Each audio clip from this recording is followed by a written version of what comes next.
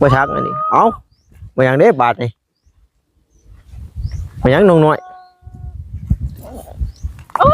เอ้าบ่หยัง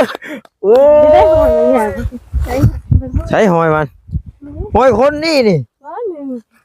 โอ้หน้านี่เด้ดีว่าตานี่เด้ โอ้ยน่ะเกือบโอ้บ่น้อยเลยนี่เออ ปอจูขึ้นแล้ว เออ เห็นแต่ตัวเดิม ถามมาอยู่เห็นจักโตเจ้า พ่อเห็นจักโตงัวหันฮะเห็นสองอีกตัวนึงบ่เห็นตัวสียังบ่เห็นหัวด่างบ่เห็น บ่เห็นหัวมุม บ่เห็นงัวมุม รถไปใช่น้อยนี่บ่เพิ่นมายุบอ้อยบ่โอ้ไปลักรถเพิ่นไปฮอดใส่เฮา แล่นจมแล้ว3,000เด้ โอ้ 3,000 ช่วงหน่อยช่วงหลัก รู้สึกชีวิตเป็นการเชียงทันทีเลย หน่อยช่วงหลักรถ จบ โจมโจม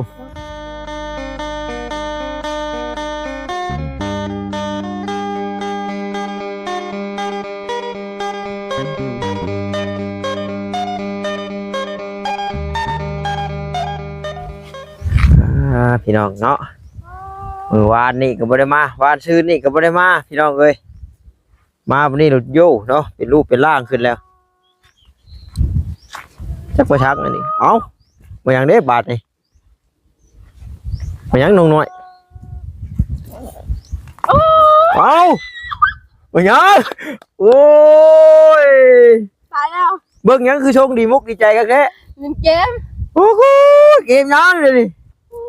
เนาะเอาสบายดีก่อนว่าแล้วก็ได้ สบายดี โอ้ยเกมบ่ชังเลยโอ้ยเนาะมาแต่โดนหางเห็นน้องน้อยเล่นเกมเนาะเอาเฮ็ด เห็นตายแล้ว แหน่เนาะ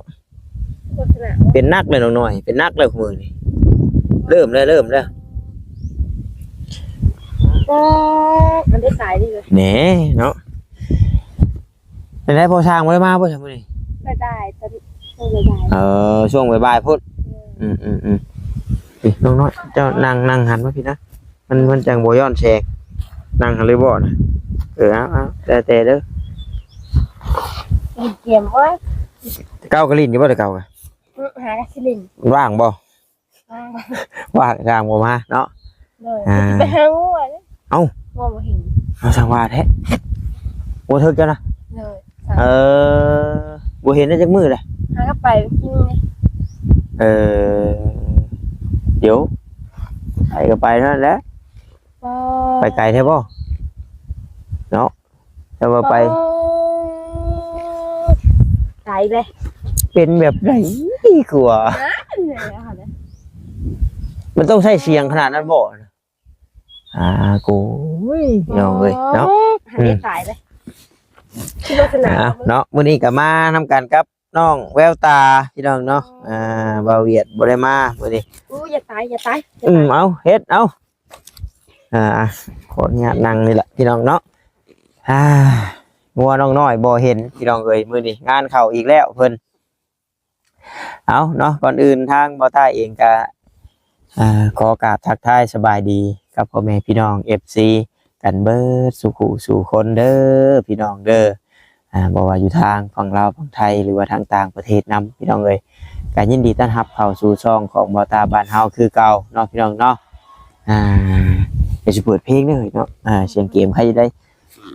คือเมื่อวานนี้พอสร้างแล้วมาเนาะเมื่อวานนี้พอสร้างมาอยู่มื้อนี้เราขึ้นไปเก็บงานอยู่เฮือนน้องสายฟ้าหรือว่าเฮือนน้องบุตรวีพี่น้องเอ้ยเพิ่นมาเพิ่นนอนพี่บ่น้อย บ่มือ จังไดกระปุกเกิดเป็นน้อยมีคนชื่อให้แล้วยังบ่ เลย อ้ายแวชื่อบอนห้านทางแวนสิเข้ามาบ้านเจ้าหันเดือชาปุกคือท้ายพี่น้องเนาะพุ่นแหละมื้อใดลงไปจังไดทุกอย่าง10บ่จะบ่เดี๋ยวสิชื่อขึ้นมาเพิ่มพี่น้องชื่อมาอยู่ ตายแล้ว โอ้ยเนาะที่ว่าเว้าไปจังก็คือเป็นเทไว้แล้วก็สิให้ส่วนดินเท่านี้แล้วน้อยบัดนี้ เลย เด้เฮาก็ได้เวียกส่วนดินเท่านี้แหล้วเดี๋ยวสิเอิ้นน้องแววตามาส่วนซอยเพิ่นบ่ได้อันห้ามหยังติแบบว่าส่วนเขาได้เลยติ ได้ ได้เนาะเอาเดี๋ยวจะพากันช่วยกันส่วนเขาแต่ว่าจังได๋จะเรื่องงัวนี่สิไปหาเดี๋ยวนี้เลยบ่รู้ไป สิว่าจะไปหาอะไรโง่บ่เห็นเพิ่นไปหากระไปนี่3โตเด้ โอ้ยพวกมันยังบ่หึงก็ไปแล้วเนาะเบิ่งเพราะว่าถ้าว่าปล่อยไว้โดนๆย่ามันไปเนาะย่ามันไปไกลเนาะหน่อยแต่เก่ามันเคยมักไปทางไหน น้ำมั่วเจ้าเด้ ขึ้นทางผู้ทางเมืองผู้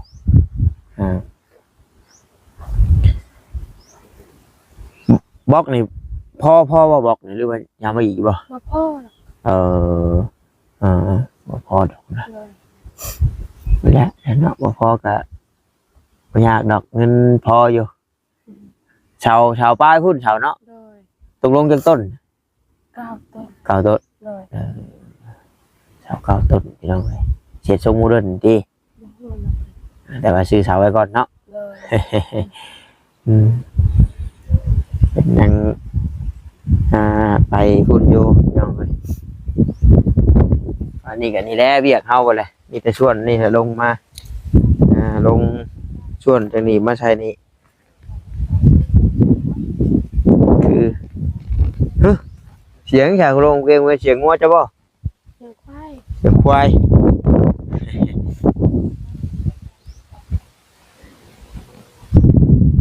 มันจะลมๆอยู่ได้มื้อนี้มันบ่ฮ้อนปานใดเก็บไว้บัดนี้เนาะถือว่าเบิดเวลาเล่นเกมเฮาบัดนี้มีแต่เฮ็ดเวียกแต่ไปหางัวก่อนเนาะไปกระชวนเอาน้องแววตาพร้อมเด้อพาเพิ่นเลาะป่าเลาะดอนพู้นแล้วไปทางไหน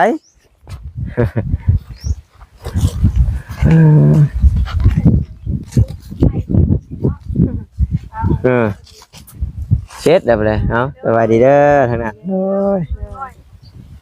เนาะสบายดีเพิ่นเด้อโยมันยอดเนาะจังน้อยเพิ่นว่าไปหางัวเพิ่นว่างัวบ่เห็นสร้างว่าแท้วินตะลนแล้วหากระไปกิน มันไปทางไหนชอบอยู่บ่ทางมันไปมันสิลงไม่ให้ฟังว่าไม่ให้ฟังว่าแต่เฮงว่าเสียซ้ํเรียบร้อยไปถ้าออกแต่ห่มนี่มันดำนี่มือหรือคืออยู่นี่ตัวงัวเฮียงัวเสียบัดนี้ไปหางัว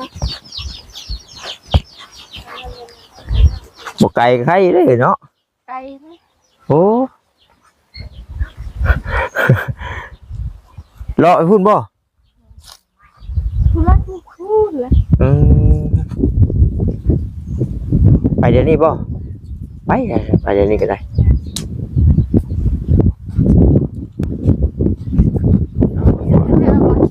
เดี๋ยวเฮ้ยนี่ของคนกูดอกอยู่โมได้กินยังนี่ฮะหน่อยเช่นว่าต้มไก่เนาะโอ้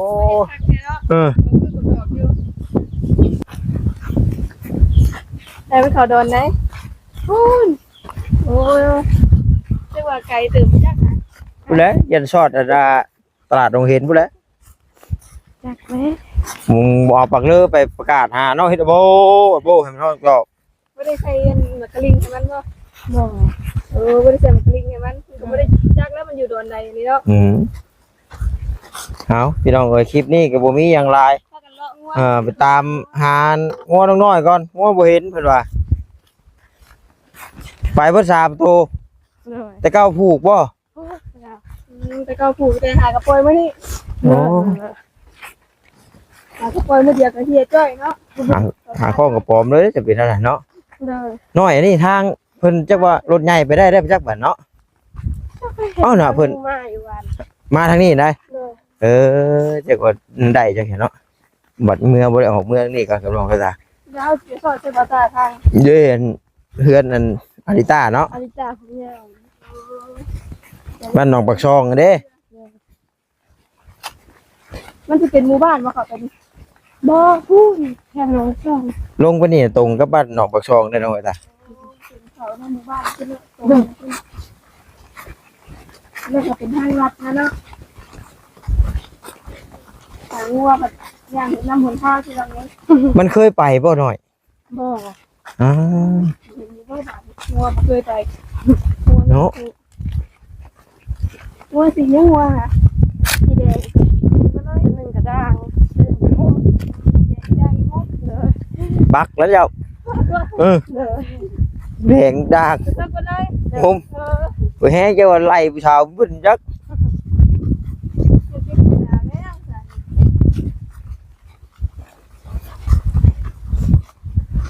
ของตอนมันย่างไปพิษบ่ไปเอามันเนาะ นี่คือใส่ตัวหรือที่จะมี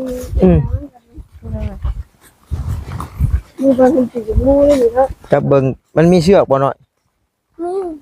เบิ่งพอดเชือกมันแบบขามทาง เดี๋ยวที่สูนาทางกะลี ทางไหนบัดนี้ บางห้องจะได้ห้องมันอย่างใช้บางห้อง ใช้หอยมันหอยคนนี่นี่ ว้าหนึ่งโอ้หน้านี่ได้ดีว่าตานี่ดิ โอ้ยน่ะเกือบโอ้บ่น้อยเลยนี่โอ้แต่ว่าโอ๊ตแต่ว่าทางเมื่อน่ะเมื่อเสร็จนี่เห็นบ่น้อย น้อย อืม ไปทางไหนเป็นว่าให้ยังไม่เอาได้เอาหัวจัก นี่ชำตัวนี้นี่หอยงัวนี่นี่น้อยนี่หอยงัวนี่เดี๋ยวบ่ฮู้ว่าใหม่หรือเก่านี่ เกาจิวแล้วเขาว่าคือ ไปเบิ่งกันให้มันชุดบ่นั่นก่อน รุ่นกันพี่น้องว่าจะเจอว่าน้องน้อยอยู่บ่มึงถ้ากันมาหาเราป้าหางัวเด้อ นั่งถามกันบ่ได้งานนี่งัวบ่เห็นได้ว่า3ตัว เรื่องของข้องถึงรถแล้วเลย โอ้ย มีใครเนื้อเสือ บู บูน้องห้องที่น้องหน่อยห้องถามวัยบู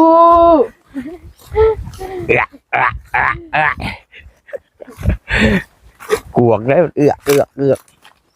ว่าห้องนั้น นี่ เรียนอยู่ แม่นนี่ เดี๋ยวพี่ห้องกลางห้องมาเองเลย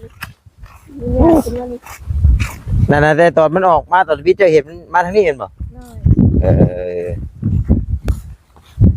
ไปทำอะไรนี่ก็ไปยังว่าถึงมันสีจ้าเนาะ ว่ามันบ่กระจายใครอยู่แต่มันย่างตำหลังกัน ไปโดนนั่นนี่โดนนี่เนาะ อืม เรื่องหมดไปเงินกัน ว้ามันเดี๋ยวสิย่างต่ำทางเด้งๆไป มันเป็นยังไงนะเขาบ้าเลิกนะ บ่มีมักโรงบ่มีเคาะเนาะ เห็นพ่อจะไปที่ไหน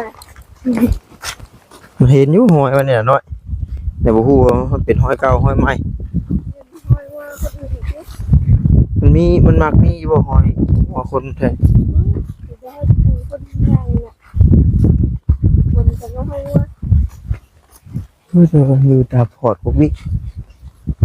เนี่ยจะเป็นของเนี่ยจะเป็นค่าเสื้อ เนาะ อย่างเดียว ก็มีลงไปนี่หวยเนาะหวยว่ามันมาการเขียนพวกนั้น เลยไม่กล้าหรือว่าบางทีไม่ใจ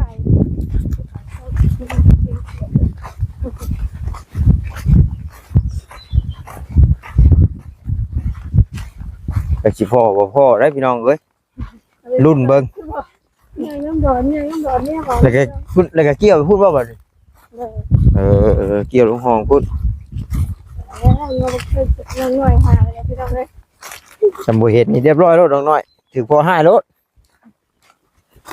พ่อบ่ปานได้ดอกบ่ตาว่ะยันแม่แหละระหว่างพ่อกับแม่ญาติไผแฮง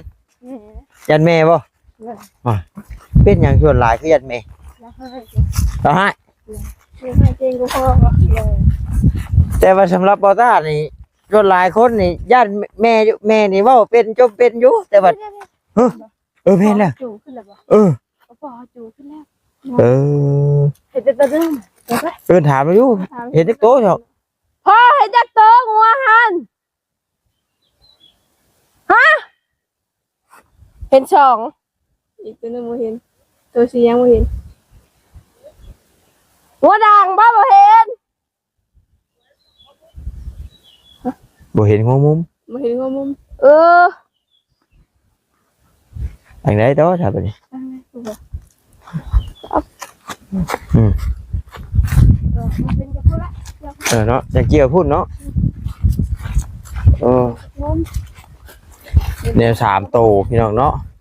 เราหาแล้วเห็นแต่ปักแดงปักกระด้างยังมักมุมบาดนี่รถไปใช่น้อยนี่บ่เพิ่นมายุบอ้อยบ่โอ้ไปลักรถเพิ่นไปฮอดใส่เฮา แล่นจมได้3,000เลย โอ้ 3,000 น้องน้อยช่วงลัก รู้สึกชีวิตเป็นการเชียงกันทีเลย น้องน้อยช่วงลักรถพี่น้อง จบ โจ 3,000เนี่ยดีเลย 3,000 นี่เพิ่นตัดอ้อยอยู่นะ ทำตัดอ้อยทำตัดอ้อยอยู่นะเยอะแล้วเคยมาตัดอ้อยอยู่นี่ป่ะก็หาก็เห็ดอยู่ จะบริจาคคนอื่น ปลูกอ้อยนี่ปลูกอ้อยนี่มันขึ้นของเขาเจ้าเบิดบ่น้อยบางคนก็ว่าขึ้นทางโรงงานเพิ่นน่ะ จะเป็นอะไรถ้าปลูกแล้ว แม่นปลูกแล้วก็บัดขายแล้วส่งทุนเพิ่นคืนแล้วก็จำเป็นของเฮาสินะสมมุติว่าเจ้าลงทุนปลูกนี่100 ล้านจำจะขายได้120 130ก็100นึงนั่นเจ้าก็ส่งเพิ่นส่วน30นั่นเจ้าเอาสินะ เฮ้ยลงมุมเลยเนาะ ไอ้นี่แต่พอแล้วจูงเมื่อแล้ว2โตพี่น้องอีกตัวนึง เราจะเอาที่เยอะเรามาเลาะแล้วกินน้ำเลยเนาะมันคือประมาณนั้นแล้วมันอยู่น้ำมันก็อยู่น้ำ ที่เก่าก็บ่เคยปล่อยสิปล่อยมื้อเดียวก็ไปครับ โอ้แล้วก็ขึ้นมานี่บ่น้อยอันทางเพิ่นเที่ยวน่ะโอ้บ่ลมเนาะรถแต่มันบ่สายลุยคือบ่นิ้ว ไม่ว่ามัน แม่นน่ะแต่บ่ฮู้ว่ามันสิเป็นตัวใด มีอะไรทำอะไร เนาะพอเจ้าก็จูงมา2โตเลยมันห้องบู้บู้อยู่เลยใครจะได้ยินเสียงมัน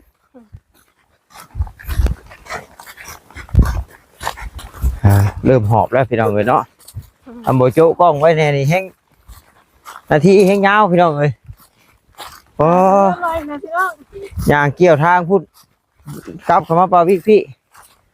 มอเจ็ดบนพ่อบนไดโฮมถ้าเมื่อยก็ได้เฮ้ย ไหวเลยเนาะ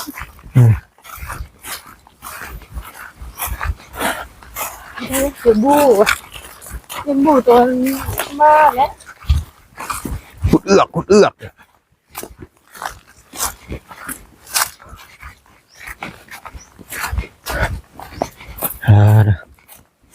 อันนี้แดงทะเลอยู่แดงน่ะฮะโอ้ยแดงแต่ว่าผมเห็นมุมเลยเนาะ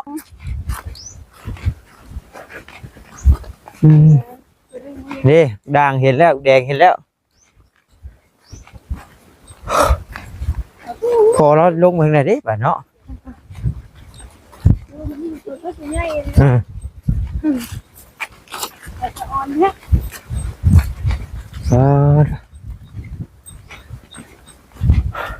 สิ โว้ยตกใจเบิด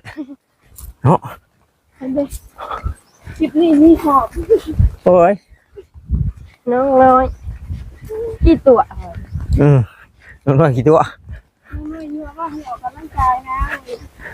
ตัวมันเหี่ยดิยังมาโหดน้องน้อยชวนรักจ้างเนาะน้องตาชิบรอดแล้วยางชิบอ่องห้อยแล้วน้อยแถวนี้มีสักแสนคุงบ่มีบ่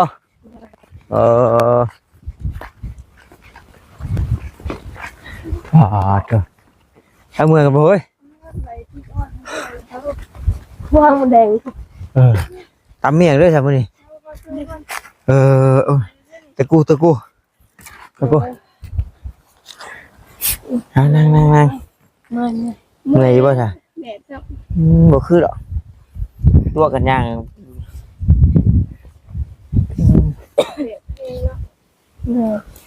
จะกว่าถ้าพอแล้วลงลูกพูดบัดนี้เนาะ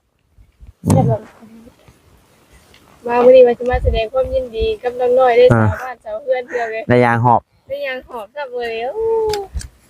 ใช่ไหมฮะโมเมนต์ที่แล้วจัก จักนั่งเดี๋ยว ยังอยู่บ่พูดอยู่ในพูด เลยเรื่องสบายกับเพื่อนน้องหน่อยก็ดีมุกดีใจน้ำละลายเนาะดีน้ำละลาย มีตัวเสา แล้วก็มีงบน้ำมันนี่500,000 500,000 บาทนี่ 500,000กีบ บ่เดียว500,000 บาทพอเลยได้หน่อยเอ้ยเนาะ ได้ลายหลังเพื่อน พอเลยเราได้หั่นคือเรื่องบ้านเรื่องเพื่อนนี่แบบว่า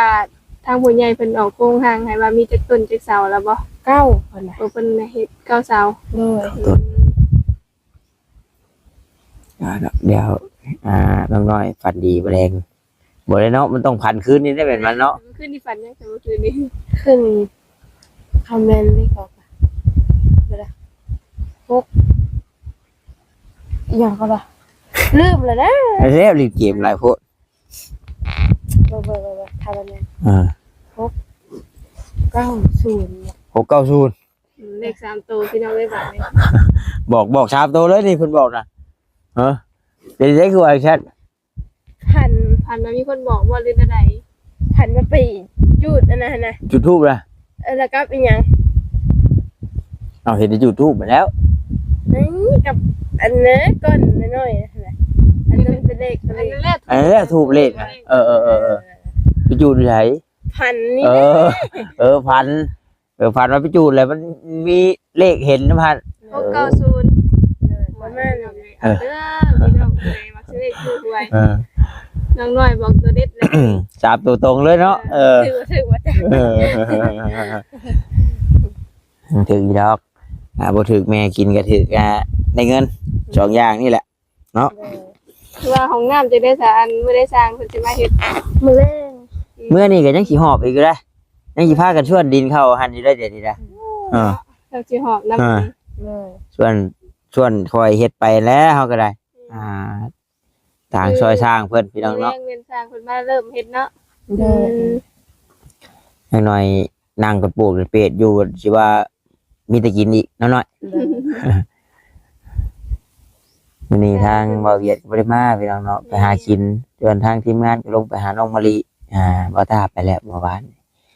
เลยบ่ได้ลงไปมื้อนี้เลยว่าขึ้นมาหาน้องน้อยเพิ่นก่อนมื้อนี้เป็นมื้อได้เสาร์เนาะมายังบ่ได้มาแสดงความยินดีนะเพิ่นว่าว่างบประมาณก็เป็นยังขาดหลายเนาะพี่น้องเรื่องบ้านเรือนต้องหาก็ได้เสากับยังเหลือเงินอยู่500,000พี่น้องเนาะว่าแต่หากลังว่า500,000 บาท500,000กีบว่าเหลือจากซื้อเสาเนาะเอาพี่น้องผู้ใดสิสมทบเอียงก็ว่ามาบาทนี้แต่ว่าที่แน่ๆนี่ตัวที่เฮาสามารถซื้อเก็บไว้โดนดีก็คือบล็อกนั่นแหละถ้าว่าเป็นปูนเป็นแห่นี่ถ้าว่าบ่ทันได้เฮ็ดนี่บ่อยากแนะนำบ่ตาเนาะ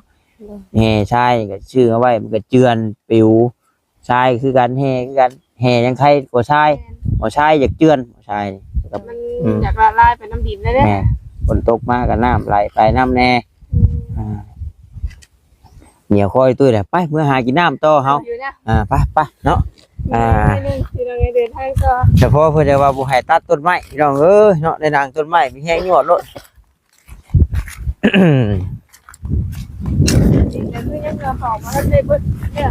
ยังเร็วหางเอาเข่าได้เดียวนึงนะคำเหรอฮะมีสารประเทศที่ใช้แต่ที่ว่ามาคำแท้เพิ่นไปคู่ไฟเพื่อนใต้เพิ่นเพื่อนนั้นน้องใส่สายฟ้าแม่นแล้วน้องสายฟ้าน้องบุญทวี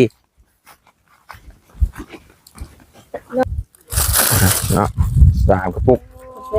ไปถอกใช่บุญอยู่เฮ้ยเนาะแม่ปุกเกือบนัวถอกแล้ว FC เพิ่นนึกว่ามันจังได๋คือกระจายแท้ท่านเดี๋ยวมันลงไปห้างกระปุกเดี๋ยวชื่อขึ้นมาใหม่อีกพี่น้องเนาะ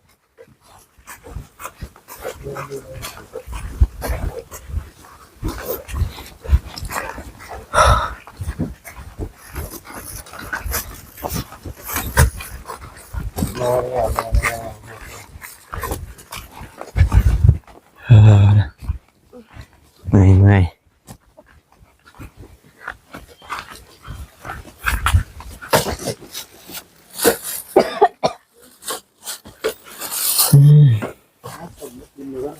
ฮะมะขามเท่านั้นแล้วจันหรือว่าตำหัวจีไข่เนาะครับตำหัวจีไข่ตัว เจ๊อันเจ๊อันเจ๊ปูใส่อันกระปุกใหม่ ใส่กระปุก เพื่ออันให้เป็นระบบระเบียบเนาะ เมามันจังบ่ถือกี่ฝุ่นกี่เฟื่อยเนาะจักง่าย เป็นนัวกายังไงนี่คือบ่เคยเห็นอีกเทื่อนี่ เขามาเตียงให้ โอ้ โอ้ นิดโยะบ่ การนี้บ่โตะ มาโตะ โตะตะตะ ได้แล้วพี่น้องเอ้ยเนาะของใหม่ยังดีซื้อมื้อเช้านี้ได้นี่ อืมมันก็คักแล้วบัดนี้ งาม ปุกหนึงได้กินจักมื้อเฮ้ยเนาะจักครับ เป็นฝนบ่ สิเป็นนะเป็นงัวเหือน เป็น เด้ นั อ วคือกันคนละมิดน้อยมิดใหญ่ป่ะจ๊ะ เอ้ย มัน นี่ก็สิเคอแล้วนี่ ส่งกัน สองร้อย เวียนยังดอก เป็นนัว แซ่บคือเก่าใส่ลายนัวลายใส่หน่วยนัวหน่วย เดี๋ยวใส่ลายผมล้นลายนะ ผมร่นผมดวง โบราณเลย มันก็สิร่นละลีอยู่บ่เนาะ รถนี้ แม่นบ่เพิ่นว่าเพิ่นเอามัน พิ ต้น สูจน์เลยน้องน้อยจะพิสูจน์เลย แล้ว พิสูจน์แล้วรถนาลีเนาะหมายว่าเป็นตาญาตินะแต่บ่กินปิ้งนัวเป็นยังไง ตะกี้ยังคักแล้วเพิ่นตัวว่ากินแล้วนัวกระดูกพลอย ญาติเลยที่เราได้ ย่านแล้ว แท้บ่มีอ่ะ ว้ายเนาะของเพิ่นว่ากระดูกพลอยว่าซั่นผมก็ได้ตัวให้เป็นตาญาติก็ญาติได้คน เงินปลูกน้ำตาลปลูกเกลือ เดี๋ยวยังอีก3ปุ๊กพี่น้องเนาะอีก2 5อย่างเด้ มีพริกกับผักขัวด้วยเนาะ มาพี่ก็กลัว ยังบ่พอสองปุ๊บ